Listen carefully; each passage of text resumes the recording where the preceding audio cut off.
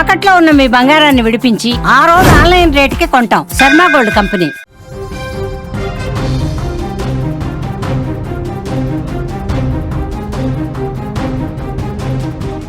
ఇంట్లో ఆడపిల్ల పుట్టిందని ఈ ఆధునిక యుగంలో యాయితో పనిచేస్తున్న ఈ జనరేషన్లో హింసించే అత్తలు, మొగుళ్ళు, ఆడబిడ్డలు ఇంకా ఉన్నారా?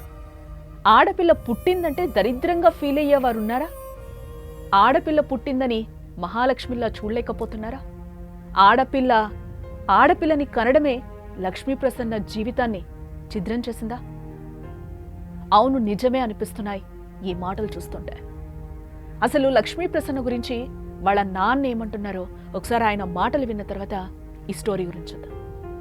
పాపని 2015లో మ్యారేజ్ చేసినాడు. ఈ నరేష్ బాబు అని ఆయన కల్లూరులో ఉంటున్నారు. వాళ్ళ కృష్ణమూర్తి మా అమ్మాయిని మాట్లాడి పెళ్లి చేసుకున్నాం. పెళ్లి చేసిన కాడ నుంచే టార్చర్ మొదలైందండి. కాకపోతే ఓపే చేసుకుంటా వస్తాను, డబ్బులు మనసులు కొద్దిగా కొన్నాకపోతే కాపురం చక్కబడితేమో పిల్లలు తిరగాలి అనుకుంటే వాళ్ళ కుటుంబం ఏర్పడతారని నేనే ఓపీ చేసుకుంటా, డబ్బులు అంతైనా వేయించుకుంటా ఓపీ చేసుకుంటూ వచ్చామండి. పాపకి కానుకొచ్చిందండి, ఆడపిల్ల పుట్టిందని మళ్ళీ టార్చర్ మొదలైందండి. పిల్ల ప్రెగ్నెంట్గా ఉన్నప్పుడు మా అమ్మాయికి అది వైద్యం చేయించుకోవడం మా ఇంటికి పంపించేశాను. నేను పూర్తిగా వైద్యం చేయించి సంవత్సరం పాటు నా దగ్గర 3 సంవత్సరాలు, పాప 3 సంవత్సరాలు వచ్చిందాక ఆడపిల్ల పుట్టిందని టార్చర్తో మా ఇంటికి వదిలేశాను. అయినా సరే బాధ్యతతో నేనే పెంచుకున్నాను. పెంచిన తర్వాత ఆడపిల్ల పుట్టింది, నాకు ఈ భార్య వద్దు, నేను కోర్టు వచ్చి నోటీస్ చెప్తున్నా, నాకేడా అప్పులు కావాలని పంపించాను. నేను నా భార్యను దేశపోతా, పిల్లని నా భార్యను దేశపోతా, నేను మంచిగా సాదుకుంటా అని పెద్ద మనుషుల సమక్షంలో నమ్మగలిగితే అజరావుపేటకు వచ్చిన కాడ నుంచి వాళ్ళ అక్క, వాళ్ళ అమ్మ, వాళ్ళ బావ, ఈ నరేష్ బాబు అన్ని విధాల టార్చర్ పెట్టి పిల్లని మా పుట్టింటి వెళ్ళి వచ్చే పాపనే లేదండి, చిత్రహింసలు పెట్టి ఒక గదిలో నిర్బంధించి ఆ సావుకి నలుగురే కారణమయ్యారండి. అసలు లక్ష్మీ ప్రసన్న వాళ్ళ నాన్న ఏం మాట్లాడుతున్నారో కూడా మనం విన్నాం. 2015లో పెళ్లి చేసాం, ఆ పాప పుట్టింది, మా పాపకు ఆడబిడ్డ పుట్టింది, ఆడబిడ్డ పుట్టినప్పటి నుంచే టార్చర్ మొదలైంది నా బిడ్డకని కూడా ఆయన ఆవేదన వ్యక్తం చేస్తున్నాడు. అలాగే 3 years మా ఇంట్లోనే వదిలేసి వెళ్ళిపోయాడు. అలాగే నేను నా బిడ్డని పెంచుకున్నా, ఆ మనవరాల్ని కూడా చూసుకున్నానని కూడా ఆ తండ్రి ఆవేదన వ్యక్తం చేస్తున్నాడు. నాకు ఆడపిల్ల పుట్టింది, నేను అసలు ఈమెని కాపురానికి తీసుకుపోను లక్ష్మీ ప్రసన్న అని కూడా ఒక లెటర్ కూడా ఇచ్చాడు. ఆ లెటర్ కూడా ఇంకా నా దగ్గరే ఉంది అని కూడా ఆ తండ్రి ఆవేదనని వ్యక్తం చేస్తున్న సిచ్యువేషన్స్ అయితే మనకి కనిపిస్తున్నాయి. భద్రాద్రి కొత్తగూడెం జిల్లాలో సంచలనంగా మారిన లక్ష్మీ ప్రసన్న మృతి కేసు తీవ్ర ఉద్రిక్తతలకు దారితీసిందని కూడా చెప్పుకోవచ్చు. ప్రసన్న మృతదేహాన్ని చూసిన కుటుంబ సభ్యులు తీవ్ర భావోద్వేగానికి గురవుతున్నారు. దీంతో పట్టరాని కోపంతో ప్రసన్న భర్త నరేష్ బాబుపై మృతురాలి బంధువులు మూకుమ్మడిగా దాడికి పాల్పడ్డారు. దీంతో స్థానికంగా కొద్దిసేపు అక్కడ ఉద్రిక్త వాతావరణం కూడా నెలకొంది. చూడొచ్చు మనం విజువల్లో కూడా ఏ విధంగా భర్తను కొట్టే ప్రయత్నం చేశారో కుటుంబ సభ్యులు కూడా అక్కడ మనకి విజువల్లో క్లియర్గా కనిపిస్తుంది. వాళ్ళ కోపం కట్టలు తెంచుకుందని చెప్పొచ్చు. ఈరోజు లక్ష్మీ ప్రసన్న ఏ విధంగా వాళ్ళకి ఎలాంటి సిచ్యువేషన్లో కనిపించిందో ఆ ఘటనే దీనికి నిదర్శనం అని కూడా చెప్పుకోవచ్చు. ఆ అమ్మాయి లక్ష్మీ ప్రసన్న ఈరోజు గుర్తుపట్టలేన స్థితిలో మారిపోయింది. ఒక ఎముకల గూడులాగా తన శరీరం మొత్తం మారిపోయింది. అసలు ఈమె లక్ష్మీ ప్రసన్నేనా అన్నట్లుగా మారిపోయింది. చూడొచ్చు అక్కడ మీకు ఒక కార్నర్లో కనిపిస్తుంది ఒక చిన్న బయట రూపంలో. ఆమె చేతులు చూస్తే ఆమె ఏ విధంగా మారిపోయిందో కూడా మనకి కనిపిస్తుంది. ఈ విధంగా ఈ సిచ్యువేషన్లో, ఈ పరిస్థితుల్లో లక్ష్మీ ప్రసన్న చూసి కుటుంబ సభ్యులు తట్టుకోలేని పరిస్థితి అక్కడ నెలకొంది. ఈ నేపథ్యంలోనే భర్త ఎవరైతే ఉన్నారో నరేష్ బాబుని కొట్టడానికి కుటుంబ సభ్యులందరూ కూడా ముందుకొచ్చారు. ఆగ్రహం కట్టలు తెంచుకుందని కూడా చెప్పొచ్చు. అక్కడ పోలీసులతో డిస్కషన్ కూడా నడుస్తుంది. అయినా కూడా లక్ష్మీ ప్రసన్న భర్తని వాళ్ళు విపరీతంగా కొట్టిన పరిస్థితులు అయితే అక్కడ మనకి కనిపిస్తున్నాయి. ఈ నేపథ్యంలోనే అక్కడ ఉద్రిక్త వాతావరణం కూడా నెలకొంది. ఈరోజు నా బిడ్డని ఈ విధంగా చూసుకుంటానని కూడా నేను అనుకోలేదు, నా దగ్గరకు వచ్చినా కూడా నేను చూసుకునేవాడిని కూడా తండ్రి ఆవేదన వ్యక్తం చేస్తున్నాడు. ఆల్రెడీ 3 సంవత్సరాలు మా దగ్గరే ఉంది, కానీ మాయమాటలు చెప్పి మళ్ళీ నా బిడ్డని, మనవరాల్ని కూడా తీసుకెళ్ళిపోయాడు. నా బిడ్డకి కూడా, నా మనవరాలకి కూడా తన తల్లి ఎవరో, తన తల్లికి ఏమైందో, తన తల్లి ఉందో లేదో కూడా తెలియని పరిస్థితి. తనకి 10 ఏళ్ళు ఉన్నాయి, కానీ ఆ మనవరాలికి కూడా ఏం తెలీదు. ఆ విధంగా తల్లికి బిడ్డను కూడా దూరం చేశారని చెప్పి కూడా ఆ తండ్రి ఈరోజు కన్నీటి పర్యంతమవుతున్న పరిస్థితులు అయితే కనిపిస్తున్నాయి. మీడియా ముఖంగా కూడా ఆయన చెప్తున్నాడు, 2 సంవత్సరాల నుంచి నా బిడ్డని మనవరాల్ని కూడా చూడనివ్వలేదు. ఇంటికి వెళ్ళిన ప్రతిసారి కూడా మేము తిరిగి వచ్చాం. ఎక్కడున్నారో ఏంటో కూడా మాకు తెలియని పరిస్థితి కనిపించింది. నేను బాగా చూసుకుంటాను అని కూడా తీసుకువెళ్ళిపోయాడు నరేష్ బాబు. కానీ సరిగ్గా చూసుకోలేదు, హింసించి చంపేశారు, బంధించి చంపేశారు, నా బిడ్డని తిండి పెట్టకుండా చంపేశారు అని కూడా చెప్తున్నారు. లక్ష్మీ ప్రసన్న మృతదేహం చూడడానికి వెళ్ళినప్పుడు కూడా చాలా బాధపడ్డారు కుటుంబ సభ్యులు. తన ఒంటి నిండా కూడా గాయాలున్నాయని కూడా చెప్తున్నారు. మానిన గాయాలున్నాయి, అలాగే కొత్త గాయాలు కూడా కనిపిస్తున్నాయి. మా బిడ్డ మీద హింసించి హింసించి హింసించి తిండి పెట్టకుండా చిత్రహింసలు పెట్టి ఒక గదిలో బంధించి నా బిడ్డను చంపేశారు అని కూడా ఈరోజు కుటుంబ సభ్యులు కన్నీటి పర్యంతమవుతున్న పరిస్థితులు అయితే అక్కడ కనిపిస్తున్నాయి. ఆ బిడ్డకి కూడా తెలియదంటే ఈరోజు లక్ష్మీ ప్రసన్న పరిస్థితి ఏ విధంగా ఉందో కూడా మనకు అర్థమవుతుంది. ఒక ఆడపిల్ల పుట్టినందుకు ఈరోజు లక్ష్మీ ప్రసన్న జీవితం మొత్తం ఛిద్రమైపోయిందా? ఇక్కడ ఖచ్చితంగా అదే అనిపిస్తుంది. అంటే ఆడపిల్ల పుట్టిందని చెప్పి ఆ అమ్మాయిని హింసించి హింసించి హింసించి బంధించి అత్త, అలాగే ఆడబిడ్డ భర్త, మొగుడు అందరూ కలిపి ఈరోజు ఒక నిండు ప్రాణాన్ని బలిగొన్నారు. ఫుడ్ పెట్టక, తిండి లేక, కొట్టి ఒక గదిలో బంధించి నిద్రాహారాలు లేకుండా ఆ అమ్మాయిని హింసించి హింసించి లక్ష్మీ ప్రసన్న ఈరోజు చంపేసిన పరిస్థితులు కనిపిస్తున్నాయి. మొత్తంగా అక్కడ మనం చూడొచ్చు, చాలా ఉద్రిక్త వాతావరణం నెలకొంది. లక్ష్మీ ప్రసన్న మృతికి భర్తే కారణం అంటూ కూడా తల్లిదండ్రులు ఆరోపిస్తున్నారు. వాడిని బతకనివ్వకూడదు అని కూడా చెప్తున్నారు. కేవలం ఆడపిల్ల పుట్టిందనే కారణంతో ప్రసన్నను చిత్రహింసలకు గురి చేశారని, భర్తతో పాటు తల్లి, ఆమె కూతురి భర్త కూడా టార్చర్ పెట్టారు అంటూ కూడా లక్ష్మీ ప్రసన్న తండ్రి ఆరోపిస్తున్న మాటలు కూడా మనం ఇంతసేపు విన్నాం. ఖమ్మం జిల్లా కల్లూరు మండలం ముచ్చవరం పంచాయతీ పరిధిలోని విశ్వనాథంపురానికి చెందిన లక్ష్మీ ప్రసన్నను అదే మండలానికి చెందిన పూల నరేష్ బాబుకిచ్చి 2015లో వివాహం చేశారు. 9 ఏళ్ల క్రితం వరకు ఒక కుమార్తె పుట్టింది. ఆ తర్వాత నరేష్ బాబు 6 ఏళ్ల పాటు భార్యతో కలిసి అత్తగారింట్లోనే ఉన్నాడు. అక్కడే ఉండి పడి తిన్నాడు, ఇల్లరికంలాగే ఉన్నాడు. 6 ఏళ్లు పెళ్ళైన తర్వాత నుంచి కూడా అత్తగారింటికి తీసుకెళ్లేదు. చేతకాక అత్తగారింట్లోనే ఉండి తిన్నాడు. ఈ నేపథ్యంలోనే ఆమె గర్భం దాల్చింది, ఆడబిడ్డకి జన్మనిచ్చింది.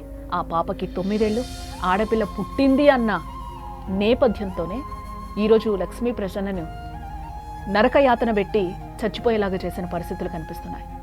3 ఏళ్ల తర్వాత ఇదే నేపథ్యంలో భార్య బిడ్డలతో కలిసి అశ్వారావుపేటకు వచ్చి అక్కా బావలతో ఉంటానని కూడా అక్కడి నుంచి మాయమాటలు చెప్పి అత్తగారింట్లో అందరినీ ఒప్పించుకొని మళ్ళీ ఆ మనవరాలు, ఆ పాప ఎవరైతే ఉన్నారో నరేష్ పాపని, అలాగే భార్యను కూడా లక్ష్మీ ప్రసన్నని కూడా తీసుకొచ్చేసి అక్క బావ ఎక్కడైతే ఉంటున్నారో వాళ్ళింట్లో మఖం పెట్టాడు. శనివారం నరేష్ అత్తామామలకు ఫోన్ చేసి లక్ష్మీ ప్రసన్న ఇంట్లో నుంచి మెట్లపై నుంచి కింద పడిపోయింది, గాయాలయ్యాయి, ఆసుపత్రిలో చేర్పించామని చెప్పడం జరిగింది. అయితే దగ్గరలో రాజమహేంద్రవరం ఆసుపత్రిలో చికిత్స జరుగుతుందని కూడా చెప్పాడు. కానీ ఈ మధ్యలో వాళ్ళ నాన్నకి ఫోన్ చేసి చెప్పినప్పుడు కూడా ఇక్కడికి ఖమ్మంకి తీసుకురానైనా మేము ఇక్కడ చూపిస్తామని అంటే కూడా లేదు, మేము అక్కడ ఆల్రెడీ అడ్మిట్ చేశాము, అక్కడికి రావాలి, వెళ్ళాలి, చూడాలని కూడా ఒక కథ చెప్పడం జరిగింది. దీంతో వారు ఆసుపత్రికి వెళ్ళి చూడగా అప్పటికే లక్ష్మీ ప్రసన్న చచ్చిపోయింది, మృతి చెందింది. శరీరం అంతా కొత్త గాయాలు, మానిన గాయాలు, గుర్తులుండడం చూసి ఆ కుటుంబ సభ్యులందరూ కూడా తల్లడిల్లిపోయారు. లక్ష్మీ ప్రసన్నను అదనపు కట్నం కోసం నరేష్ బాబు, అతని తల్లి విజయలక్ష్మి, అక్క దాసరి భూలక్ష్మి, బావ శ్రీనివాస్ హింసించేవారని కూడా ఆరోపిస్తున్నారు. మృతురాలి తండ్రి ఇచ్చిన ఫిర్యాదు మేరకు అనుమానాస్పద మృతి కింద కేసు నమోదు చేసి దర్యాప్తు చేస్తున్నారు. ప్రస్తుతం నరేష్ బాబు పోలీసుల అదుపులో ఉన్నట్లుగా తెలుస్తోంది. ఇక కొద్దిసేపటి క్రితమే రాజమండ్రి నుంచి అశ్వారావుపేటకు లక్ష్మీ ప్రసన్న మృతదేహాన్ని తరలించినట్లుగా కూడా మనకి తెలుస్తోంది. దీనికి సంబంధించి వాళ్ళ అమ్మ కూడా ఎంత బాధపెడుతుందో, ఎంత ఆవేదన వ్యక్తం చేస్తుందో, గతంలో కూడా ఏం జరిగిందో కూడా ఆమె మీడియా ముఖంగా చెప్పే ప్రయత్నం చేశారు. ఆ మాటల్లో ఒకసారి. పూల ప్రసన్న మా కూతురు అండి. మా పిల్లలు వెళ్ళారండి చూడటానికి అమెరికా నుంచి వచ్చి. కనీసం వాళ్ళు గేట్ ఓపెన్ చేయకుండా, ఇంట్లోకి రానికుండా ఒక 2-3 గంటలు వెయిట్ చేయించాక ఉన్నారు, ఉండి వెళ్ళారండి. వెళ్తే తను డోర్ కట్టన్ సాట్ నుంచి అసలు బయటికి రానివ్వకుండా మాట్లాడకుండా చేసి తనని చాలా హింస పెట్టారు.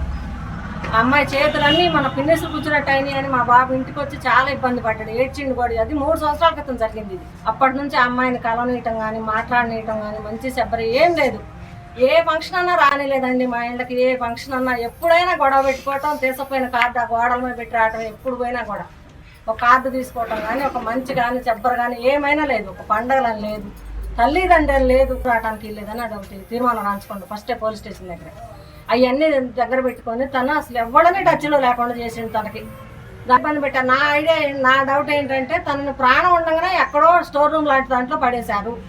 దానికి అవన్నీ గాయాలు అందుకే అని మేము అనుకుంటాం. నేను అనుకుంటాను, నేను ప్రత్యక్షంగా చూసా మొన్న హాస్పిటల్లో రాజమండ్రి దగ్గర. రెండు వాళ్ళ అక్క బాగున్నారు.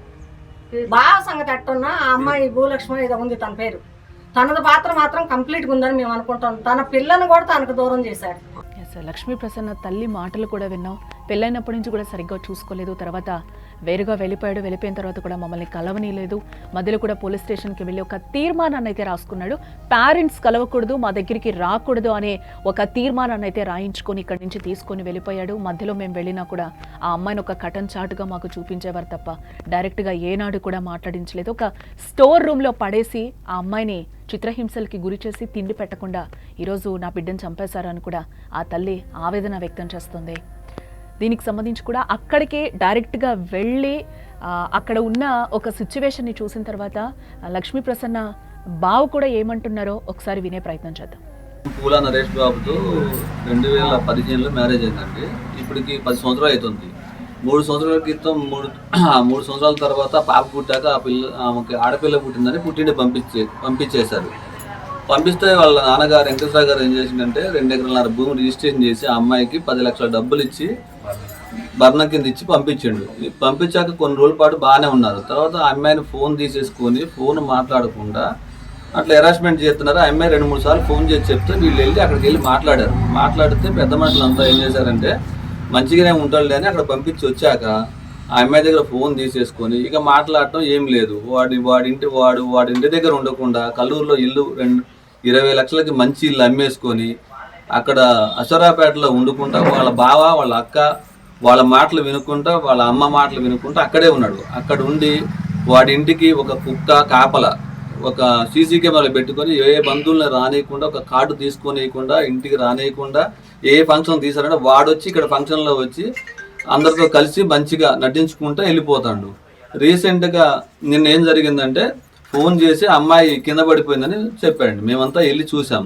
అప్పటికే ఆ అమ్మాయి ప్రాణం పోయింది. వాడు ఈ దగ్గరలో హాస్పిటల్ కాకుండా రాజమండ్రి తీసుకెళ్ళి అక్కడ హాస్పిటల్లో జాయిన్ చేసి చచ్చిపోయిన అమ్మాయికి ట్రీట్మెంట్ చేసి ఇంత ఘోరంగా ఉందంటే ఆ అమ్మాయి ఏంటని అడిగితే మీ అమ్మాయి నిన్న కూడా పూలు కోసింది అని చెప్తాడు. మా దగ్గర వీడియోస్ ఉన్నాయండి నిన్న తీసింది మేము. ఎంత ఘోరంగా అంటే ఆ అమ్మాయికి ఒక 2-3 నెలల నుంచి తిండి లేకుండా స్థానం లేకుండా ఘోరంగా ఉంచిండండి.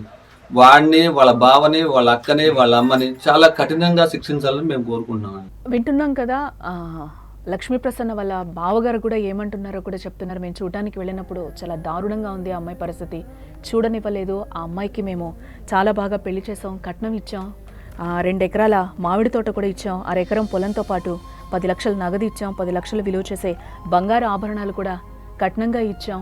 కానీ ఆ అమ్మాయిని చాలా హింసలకు గురి చేశారు. ఏదైనా ఇంట్లో ఫ్యామిలీ ఫంక్షన్స్ అయినా కూడా, కుటుంబ సభ్యుల ఫంక్షన్స్ అయినా కూడా ఎప్పుడు కూడా తీసుకురాడు, తను ఒక్కడే వస్తాడు, వచ్చి వెళ్ళిపోతాడు. మేము ఫోన్ తీసిస్తే ఆ ఫోన్ కూడా మాట్లాడనీయకుండా చేశారు. ఆ ఫోన్ కూడా లాగేసుకున్నారు. ఆ పిల్లని మనవరాల్ని కూడా చూడనివ్వరు. ఆ అమ్మాయిని కూడా ఎక్కడికి కలవనివ్వరు. ఇంటికెళ్తే ఈ ఊర్లో లేదు అని చెప్తున్నారు. లేకపోతే నిన్నే పూలు కోసింది, పూలు కోస్తూ ఈరోజు మెట్ల మీద నుంచి పడిపోయింది అని కూడా ఏవేవో కారణాలు చెప్తున్నారు అని కూడా ఆయన చాలా ఆవేదన వ్యక్తం చేస్తున్నారు.